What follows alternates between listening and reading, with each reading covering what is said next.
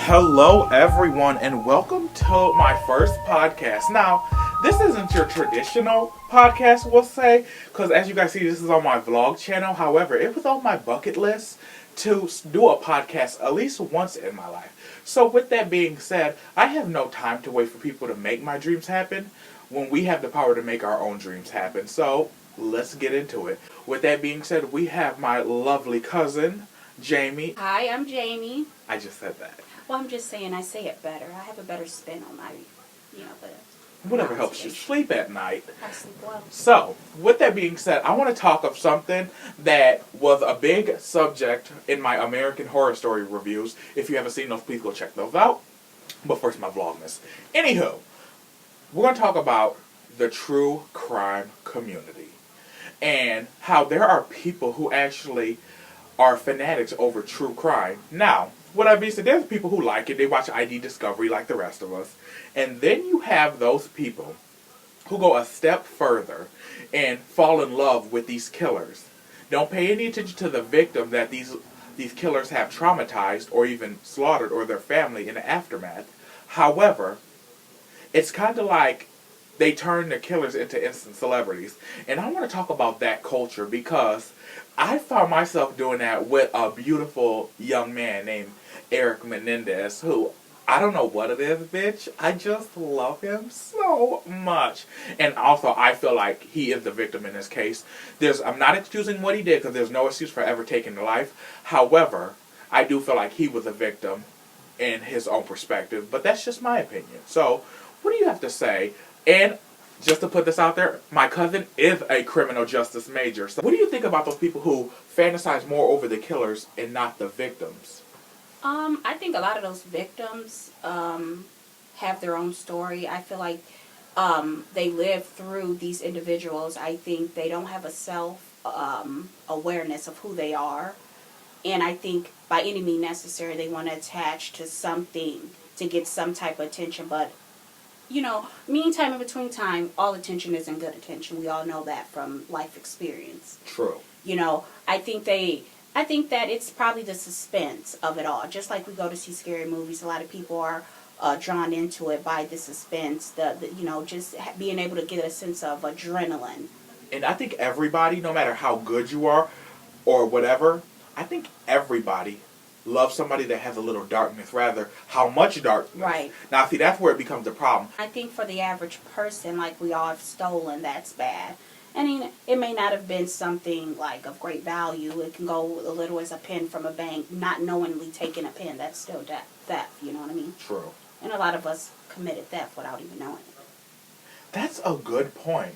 So pretty much, in some way or another, we're all criminals. Exactly. So, and we all fall in love at some point. Some who are meant to, some who aren't meant to. With that being said, though, so is it kind of like the whole world is the true crime community? And we're just all falling in love with each other? Our crimes are just not to certain extents? Right. But then you have the real villains that are bad people. Then you have just people that honestly do little things just to see how far they can get away with stuff. So I think it's just more of the adrenaline rush for those type of people that do the small petty crimes. Crime is still a crime, but it's the magnitude of the crime itself that consider it, savage, Well, speaking of petty, something I feel like you should have a master's degree in. And you do live off of seeing reactions from people. So, girl, where was I going with this? Look, was that just an insult I was hurling? Yeah, you're just trying to throw an insult that fell epically. Honey, speaking of which, it's weird though, girl, because I had a really good point I was gonna make, because you say everybody likes to see a reaction. Girl, I swore I just saw a shadow move across the floor. When your karma come from you. Shit. But, okay. Do you ever feel like you love guys that are dark? No. Why not? Because I don't believe too much in karma. I don't really get off into that aspect of life where people really like to venture into the dark side. Then next thing you know, you're lost and you're trying to find a Ouija board to get back to reality. I'm not one of those types. Okay, Ouija board, supernatural, and darkness are two different. Well, they can go hand in hand. They can intertwine. That's true. Because the road to hell is paved with good intentions. Yes, I love saying that shit. So corny. But yeah, I feel like for those, that do make me wonder why some of those girls that Like like the bad bad boys. boys, but then when he go upside your head, because that's what bad boys do, it's a problem. Exactly. And I'm like, you got to take the good, you take the bad, and there you have the facts of life. But a, but a, I cannot resist anything. but a lot of people, well, females, speaking from a female experience, a lot of females go for those guys because they were sheltered. They had too much of everything growing up. Okay, well, me being a gay black guy, I do agree with that shelter because anybody who knows me and my family, you being firsthand, you guys all know how sheltered I was by my mom. Not allowed to leave the house, stuck in a room, didn't allow to leave your car seat, so I had to walk around looking like Donatello from the Ninja Turtles. All that stuff. So I felt like the reason why I like bad guys, and I use the word bad guys loosely, so if you robbing banks, don't think I'm going to be PTCA. I'm not being no party to a crime. With that being said, though, I like guys that have like a little bit of not temper tantrums, because I don't have no time to raise nobody's son, but I like guys who are who can check me. If you can check me, because I'm a big ass nigga, you pretty much have me. I'm silly putty in your hands, because I feel like I've never been checked before. Like in arguments, I've lost arguments, but being checked by somebody... You've been checked. You just probably don't recall it, because it was such a reach. True. Oh, bitch, watch your mouth. Get blacked out in the middle of the conversation. Look, what happened? I don't know, girl. No, I really think that individuals that are sheltered by their parents, they tend, especially in their younger age, they tend to grow up and want to be attached to everything they were sheltered from, because they have not experienced those things because of being so sheltered and closed off from bad things. They hadn't experienced that. So when they do experience it, they go to the extreme. True. And it could cause them to fall off the deep end.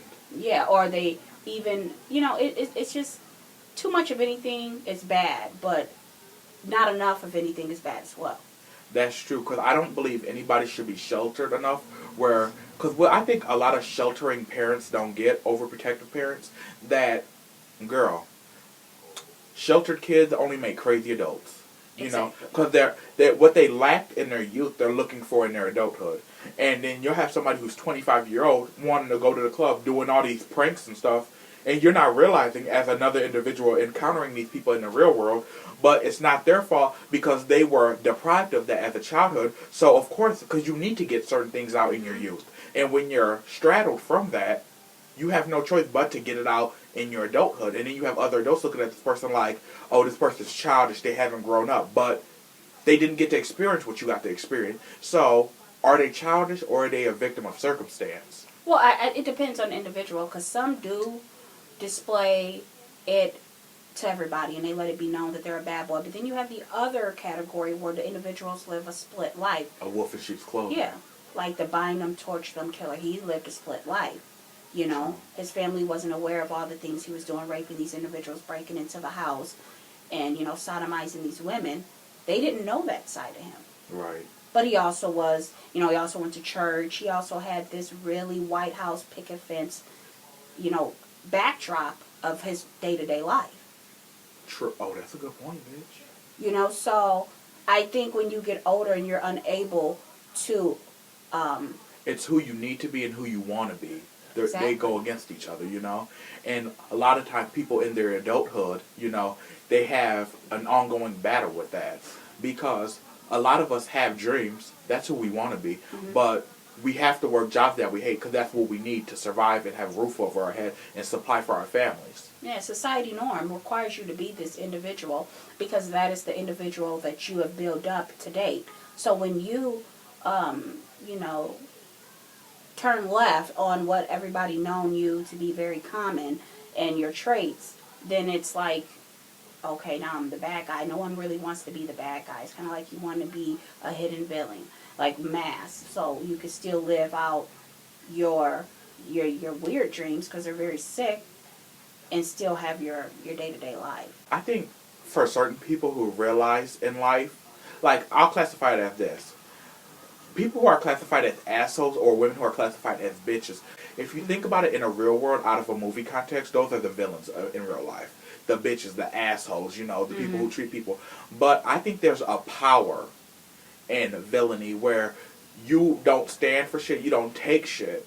And also, though, there's the dark side of villainy of, like, the abuse of power. However, I think people who learn how to weaponize their villainy for their own self-care becomes the people that everybody should be. You have a little bit of the no-nonsense, and you have the little bit of the empathy. Yeah. Because I always say, like, this, you have to be the bad guy sometimes. It's okay. Because guess what? You being a good guy all the time can get you walked all over and get you in a lot of fucked up situations. Yes. Take it from a bitch like me. Yeah, but then you think about a lot of these true crimes, just like Ted Bundy. He was going to school to be a lawyer. Now, this is an individual that was riding around in his little punch bug, you know what I'm saying, killing and breaking into these sorority houses, sodomizing, and just really torturing these individuals. He had some survivors. But he was so witty that he cross-examined the witness, which was a victim of his, and he really gained additional, like, re-sodomizing her, living through that incident that he took her through. He was his own lawyer, and he got gratification out of the overall experience of seeing her cringe at some of the questions he was asking in the courtroom. That's, I mean, these people... Another form of attacking the victim, once again. Reliving it. Yeah, he gave her pretty much the last punch. Because he knew, okay, I was caught. So he gets pleasure out of seeing people suffer. And he knew degrading her and telling her, did I do this to you? Yeah. Knowing you did. That's kind of like another fatal stab wound he gave her. And having control. Subliminally, you know? Control. But also, you open up another conversation. Because let's get on Ted Bundy. And a lot of these, since we're talking about true crime, but as y'all see, we be all over the place, so just flow with it. Ted Bundy has something that I think a lot of social media influencers have these days. And that's pretty privilege. Yeah, I think people who are pretty can get away with a lot more than an ugly bitch. And by ugly bitch, I mean man or woman. Because there's some ugly bitch. Oh, night face. Honey. Ooh, Lord Jesus. But he does. I think that's why he got so much fame and, well, infamy. Because he had that pretty privilege. Because let me tell you something. If it was a nigga like, who was that guy who dressed up as a clown? There was a guy, John Carroll Lynch. He was the guy, that serial killer that went around, that inspired all those clown movies. Okay. In the 80s. And he used to be a clown at kids' parties. And he started killing kids. Wow. So, they crucified his ass, if you think about it. Mm-hmm. But he was a white, sloppy-looking white man. He worked for kids. You know, he was a clown at kids. He brought happiness. But see... What was the turning point? Exactly. See, now, it's been a minute since I watched this documentary, so I don't want to say nothing and misquoting this. You know, one of the Badenskis in the comments was like, bitch, you don't know what you're talking about. And I'm like, true. But it's just one of those things where, like, you see the difference in the cases. Like, look at the O.J. Simpson. He had fame privilege. Yeah, because he didn't have looks. Yeah, well, I guess that depends on the person, because a lot of white women liked him. Look who he ended up being. Thank you. You know, but... He was also like, you know, he had the fame privilege. So it depends on your type of privilege. Like, to get back to the Menendez brothers. They were hot. Some people don't think they are. I think they were sexy. I don't. Oh, girl, they could Eiffel Tower me any day. Even to this day. Well, not to this day, but just Eric. But anyway, it's just weird because, like, they started, the bigger the case got, they started having fangirls waiting outside the courtrooms, writing them letters and stuff like that. And it's kind of like, you wondered, and a lot of these are teenagers. So it's kind of like, these killers get fame, but who do you blame? Do you blame the media? Because the media have to report us to make us aware of our surroundings. But also, do you blame the people who fall in love with these people? Because as a person who fell in love with Eric Menendez, like, I don't know what it was. It was something like he had a darkness to him, but he was emotional. And a guy who's, like, very masculine but emotional at the same time is a guy that has my attention. Because usually guys who are masculine, they're too tough to cry. I think everybody cries. I know, but there are people who cry and then people who are too embarrassed to cry. Yeah.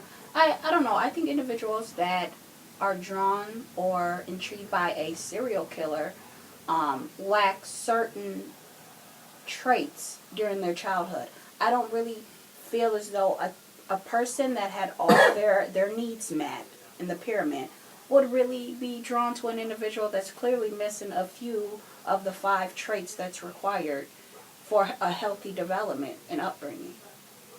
I mean, that's true.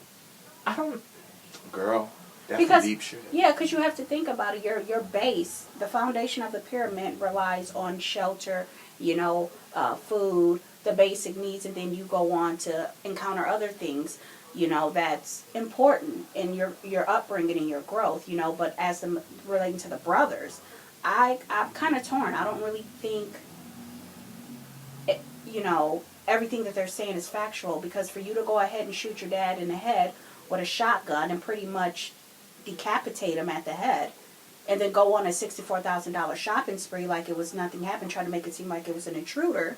You guys went and watched movies. I mean, I don't know. I can only give my opinion, and my opinion is going to be biased because I haven't walked those shoes. In the shoes, so I feel as though it's biased. So, but for you to go and do something that drastic, then to go watch a movie, and then go on a shopping spree, there's a fracture somewhere. See, okay, I think there's definitely a fracture in their psychology. However, I think the problem was their claim is that they were sexually abused by their father, And I think what got them convicted for, their sentence that they are withstanding today is the fact that they killed the mother. Because I always felt like, okay, kill the father, okay, they painted him pretty well to be the monster. And I believe he actually did those things. However, no matter what the criminal does, a mother is always that person who's always in their corner, because that's still my baby boy. She's not condoning what they do. And I think what got them is the fact that they overkilled their mother. Yeah. And the simple fact of the matter is, they tried to also paint her to be the villain. Now, do I think she knew? Yeah, probably so. Because there ain't a bitch in hell that could tell me that your husband is raping your sons in the same house as you are at the same time, and you don't know nothing about it, and it happens for over 10 years? No, there Allegedly. Allegedly. So there ain't no way in hell I feel like she didn't know about it. And according to one of them, the mother said, you didn't think I didn't know? So to me, when they found out that revelation, there's never an appropriate way to get revenge on anybody, and killing is definitely not it. However, I felt like when they found out she knew about it, that made her just as bad as the father, guilty by association. Exactly, but I still feel as though she may have had knowledge. Let's go with that theory that she had the knowledge that these incidents were taking place under her household. If you guys are being abused, what would make you think that he's not abusing the mother? Good point. She could be dealing with her own inner turmoil, and she can't save you if she can't save herself. Well, the mother did do 2 suicide attempts. So clearly something is going on in this household that was, what happens in their household, it stayed there. So they're dealing with their own personal demons within the mansion. So what you're saying is it possible for a victim to save another victim? Is that the question you're raising? No, because or are you saying victims can't save other victims? For a victim to save another victim, that victim has to be whole. True. You were once a victim. You are now a survivor. You have to define yourself as a survivor from the circumstances you overcame. You can't expect an individual living in the same circumstances as you to save you if she's still in the same situation you're in. Oh, that's a good point. I never looked at it like that. You can't expect it. Not saying that's not feasible, that it can't happen, but it's not realistic. It's not common for that to happen. You know what I'm saying? So everybody's dealing with that. Well, my problem that I have with these boys is that, I don't know. I kind of felt like they were at an age where you could have moved out and did your own thing. I think you guys, as well as the mother, got attached to the wealth aspect of the relationship. And that's what binds you guys with invisible chain links to this man, because he was the sole provider, being a movie producer or whatever he did. And he gave them a lifestyle that they became accustomed that to. they couldn't keep up with. And let's be real, without him like this, it is hard, though, to go from, even coming from a broke bitch like me, when you go from one job to another, it is hard when you're used to a certain amount of money to just jump down. And it's not even compared to the money, since he was a millionaire living in Beverly Hills. Right. But we all know how it feels to go from a steady source, to kind of humbling yourself, where you're like, damn. Yeah, this is different. I got to make this meal last for a week. Right. I mean, that's life. But, the thing about that is, and another thing that I have a problem with, if the allegations about being molested are factual, you guys, meaning the brothers and the mother, could have brought them, came together and figured out a plan, since you're so attached to the money, to walk away with something. May have been out of the figure you wanted, but have been something. Right. You'd have been better off than the average individual in America. That's what I'm saying. I think what they did was, I think it was money induced. Yeah, that's what you guys did it for, because you shot the mother and the father, and then went out and had something to eat and got $64 shopping spree and got Rolexes and everything. That's true, and I feel like they did put the nail in their own coffin. Mm-hmm. However, it's like, I don't know, like, because, I've seen their court doc, because, bitch, I love watching court documents on them and shit like that. However, there was just too many, like, I could tell that father has he had a temper problem. Mm-hmm. You could just tell by the way they acted.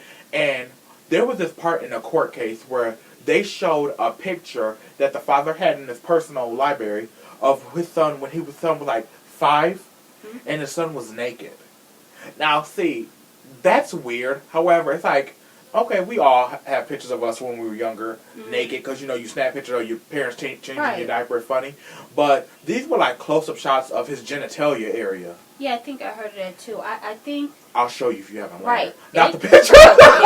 It really depends on the race, right? Different ethnic groups raise differently. Black people are not big on that.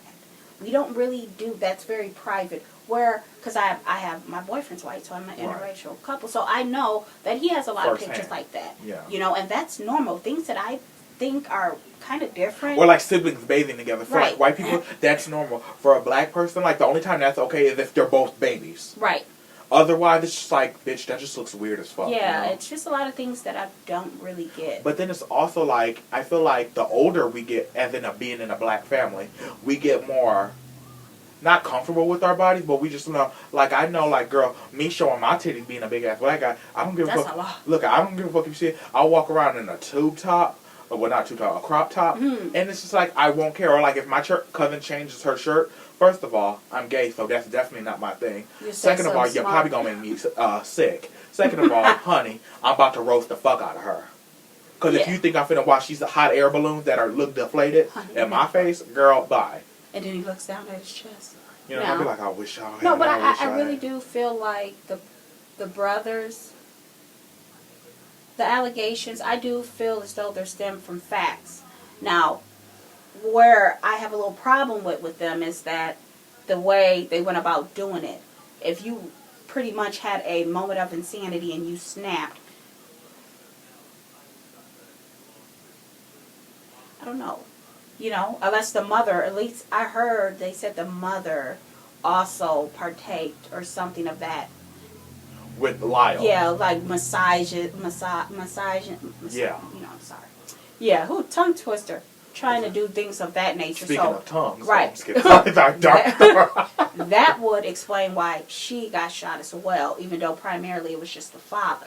Yeah, because the father was he did rape Lyle, but he was mainly on Eric, and I guess from what Lyle says, is Lyle, the older he got, had run-ins with the mother, and I'm just like, I don't know. But see, I feel like it's harder for me to believe the mother doing that to her son, because I feel like, but that's also society too, because I feel like when women are rapists and pedophiles on guys, they're definitely not held to the same extent that men are. Men are crucified, they're on all these watch lists, they're looked at, you're disgusting, you're a pig, which they are.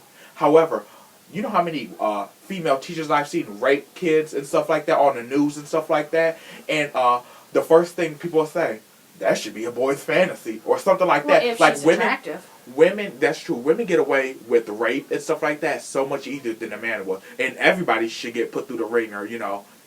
On my perspective. But women always get away with stuff like that. Only why that and it's harder for people to believe that women can do that. Well, that's only because that's society norm. They don't expect a woman who is designed to be the nurturer, the caregiver, the anchor of the family to be put in a predicament of such to where she's taking advantage of a child, because that's just not what we're normal to. You know what I'm saying? It's not that common. Not saying that it doesn't happen. It's not that common. True. You know what I'm saying? So I think from that, yeah. And the only thing that another thing that I do have a problem with the brothers is this. If you did have these interactions with the father, I felt as though you could have spoke on it, rather than not say anything at all or just kept it in between the family. Your grades didn't show that you were going through. Usually, kids that are going through turmoil at home, the grade drops. Well, it's quiet as it's kept. During a court hearing, one of the brother's cousins, two of the cousins actually said when they were teenagers, Lyle and Eric came to one of his cousins like, "Hey, does your dad touch you on your wiener?" And he looked at him like, you shouldn't be saying that. And then a couple years later, I think it was Eric again, he went to one of his female cousins, and then he said something like, my dad's having sex with me and stuff like that. And she went to Kitty, who was the mother, Kitty Menendez, and Kitty was like, pretty much, pretend like you never heard that. Some shit like that, Yeah. Just the typical family cover-up, it's quiet as it's kept. Yeah, so that would make sense. Now that'll draw us back to the suicide attempts at the mother. So you did But have. see, what made it bad though is since they're cousins, when they took the stand, people already looked at them with a grain of salt, like, "Oh, you probably do anything to get your family off." Mm-hmm. But however, me coming from a black family, I find that very legit because a lot of family members confide things in other family members. However, it never gets talked about because everybody's trying to keep up a facade when most of the people don't realize, honey. Everybody's looking at everybody like, you ain't shit. So pretty much everybody's trying to keep up an invisible facade that they think people think of them. But really, people have too much of their own problems to be thinking of your family on this high, keeping up with the Joneses. No. And everybody wants to keep this facade of keep it in the family, keep it in the family. We have a standard to live up to. And it's like, girl, motherfuckers got their own problem. Those standards for families died in the 50s. Ain't nobody looking at your family like, I wouldn't expect that from their family. Girl, no. People got their own shit going on. Yeah, I do. Now you look back, I do believe that we do have some evidence here. And the only why I say that is because that it would explain why she attempted suicide, because it was out of her control. At least she didn't feel as though she had the means to make a change. That's in true. Their surroundings. So that would also, that would really explain why she tried to commit suicide and was successful, because you don't hear him talking about having a girlfriend. You don't hear him talking about infidelity or anything like that in the marriage. Oh yes, he cheated on her. He did? Yeah, he embarrassed her many times. They're like, oh girl, yeah, he was a notorious cheater and stuff like that. He cheated on her. He was abusive towards her. Like this, and not to mention the turmoil he was doing with the sons and stuff like that. She was on heavy antidepressants. Well, that would probably contribute to her trying to do so. I could see that, because she's going to lose her means of living. And the thing is, and she started off as an elite beauty queen. Mm-hmm. And it's it just shows you how, her fall from grace within that marriage had to be hard because, from all the documentaries I've seen, and I'm just going off of the documentaries I see, so, like I said, these are opinions, not facts. Facts are facts, opinions are opinions. With that being said, I feel like that Mr. Menendez, girl, he had to be a piece of work because he pretty much destroyed everybody's life around him. Because even though his sons are still living, they lost their life. Yeah. They went in when they were 18 and 20. They're in their 50s now. Oh. They lost their life, the mother, she lost her life. She stayed in that miserable marriage, which ended her life. He, did what he did, ended up losing his life, so nobody won. I personally think their judgment for the Menendez brothers, I think that they should have gotten, I would say, 35 years. I think they should have been out by now. I believe they should be out because there's so many people who get their things overrun, repealed, or whatever that saying is. Yeah. I'm not no lawyer, but I feel like they should have been out. 35 years is good enough. Yeah, and it's not excusing what they did. No, I think if they had a little bit more documentations on the allegations that were being presented during the court proceeding, it would have been beneficial to reduce the sentence because of the overall circumstances in which the event transpired. That resulted in the dad being killed and the mother being killed.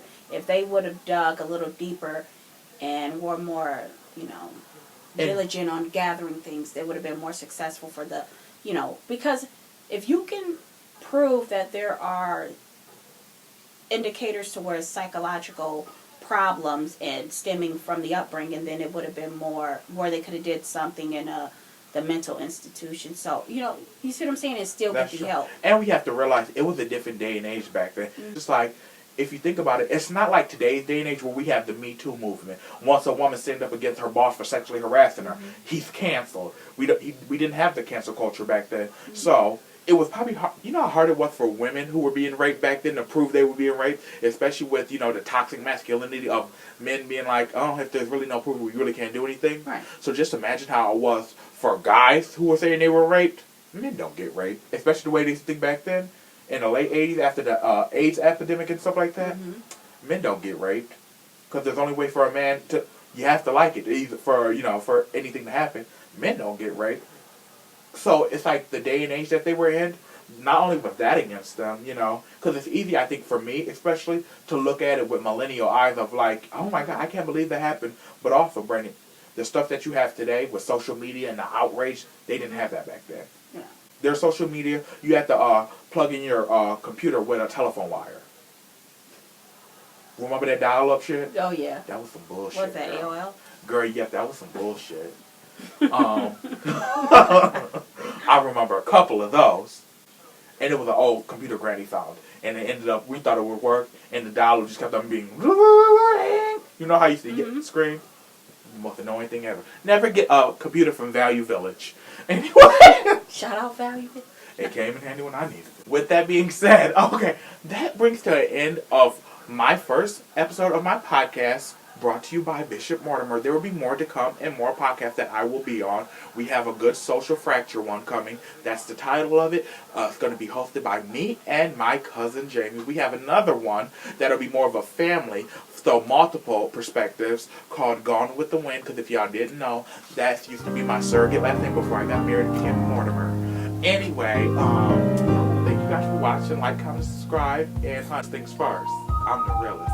Thank y'all. Have a good night.